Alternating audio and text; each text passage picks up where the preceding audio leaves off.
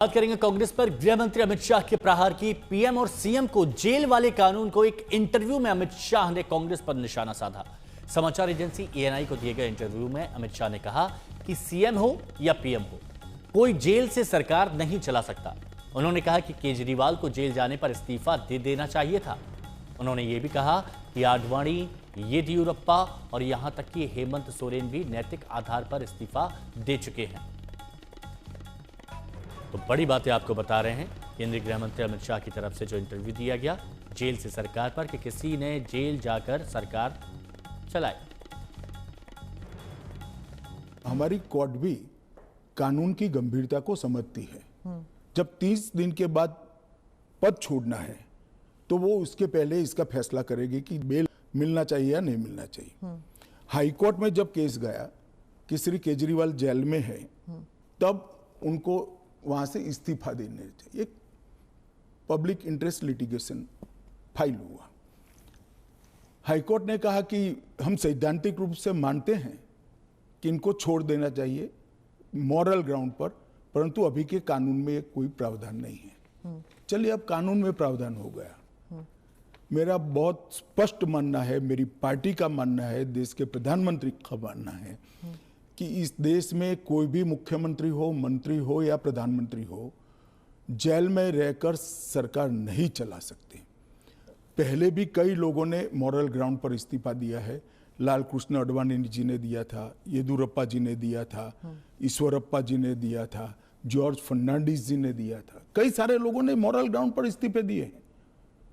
कोई जेल में जाकर सरकार नहीं चलाई। इवन हेमंत सोरेन ने दिया था रिसेंट पास्ट में।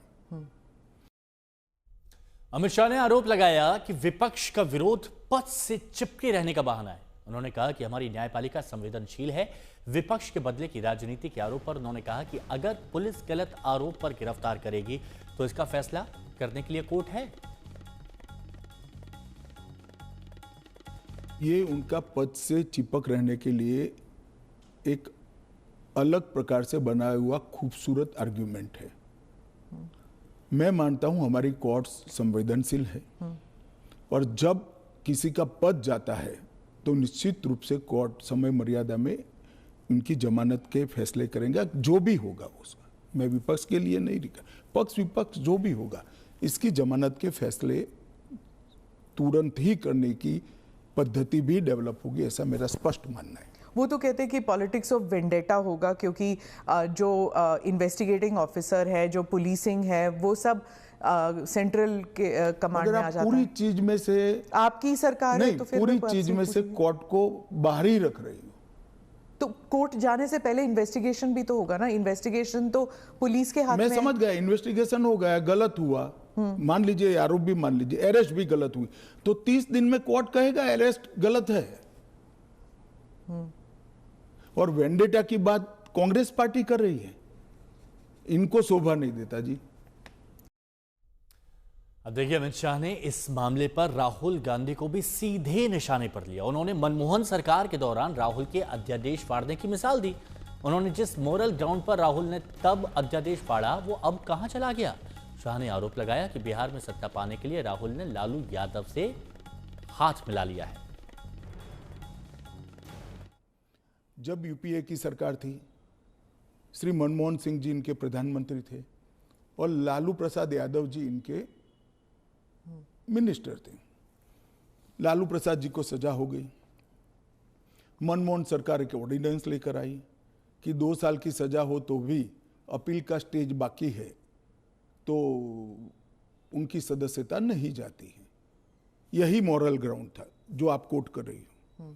तो एक ऑर्डिनेंस लेकर आए कि हम इसको बदल दे रहे हैं। ऑर्डिनेंस से बदलने का कैबिनेट ने प्रस्ताव भी किया। यही श्री राहुल गांधी इसको कंप्लीट नॉनसेंस कहकर सार्वजनिक रूप से प्रेस कॉन्फ्रेंस में फाड़े थे ऑर्डिनेंस को। और देश की कैबिनेट ने और देश के प्रधानमंत्री ने जो फैसला लिया था, उनकी पार्टी के ही प्रधानमंत्री ने जो फैसला लिया था, उसका मॉरल ग्राउंड पर उन्होंने मखौल उड़ाया था। और मनमोहन सिंह एक सॉरी फिगर बनकर रह गए थे पूरी विश्व के सामने। आज वही राहुल गांधी बिहार में सरकार बनाने के लिए सजा हो गई, वो लालू प्रसाद जी को गले मिल रहे हैं। ये ड्यूअल स्टैंडर्ड नहीं है क्या? ये शोभा देता है क्या? अब आज तक से एक्सक्लूसिव बातचीत में कानून मंत्री अर्जुन राम मेघवाल ने भी विपक्ष पर निशाना साधा। उन्होंने कहा कि संविधान संशोधन विधेयक से सरकार की मंशा जाहिर होती है, विपक्ष बिल को समझ नहीं पाया। विपक्ष की रणनीति मोदी सरकार के हर फैसले का विरोध करना है। उससे पहले जब ये लोग सरकार में थे तब भी ऐसे ही निर्णय हुए हुए कि इलेक्शन रिफॉर्म का कोई नोटिस आता तो ऑनरेबल स्पीकर या ऑनरेबल चेयरमैन राज्यसभा निर्णय करते भी इलेक्शन रिफॉर्म पे चर्चा कराओ। इन्होंने तो कहा हम तो SIR पे ही चर्चा करेंगे। वैसे सुप्रीम कोर्ट में भी उसकी सुनवाई हो रही थी, मैटर सब जुडिस भी था, और उसके बाद भी ये तो अड़ गए। इसलिए इन्होंने ही इस मानसून सत्र को हंगामे की भेंट चढ़ाने का इन्होंने प्रयास किया। फिर भी सरकार ने लेजिस्लेटिव बिजनेस किया और कुछ हमारे ऐसे अच्छे बिल हैं जो पास हुए, जैसे इनकम टैक्स एक्ट 1961 पास हुआ। आप देखिए ऑनलाइन गेमिंग, जिसके लिए समाज चाहता था कि इस पे प्रतिबंध लगे, वो प्रतिबंध लगा। ये 130वां संविधान संशोधन विधेयक पेश हुआ, जिसमें मंशा सरकार की प्रकट हुई कि कोई भी मंत्री, कोई भी मुख्यमंत्री, इवन प्रधानमंत्री भी अगर किसी अपराध में दोषी पाए जाते हैं जांच एजेंसियों के द्वारा और 30 दिन तक कोर्ट भी जमानत नहीं देता है, तो वो सरकार कहां से चलाएंगे, मंत्रालय का काम कहां से करेंगे? इसलिए वो पद से हट जाएंगे। तो इसमें क्या है, तो प्रोग्रेसिव ला है। जब गृहमंत्री जी ये तीनों बिल लेके आए तो हमने देखा कितना हंगामा हुआ, फाड़ दिए गए बिल, कागज उछाले गए।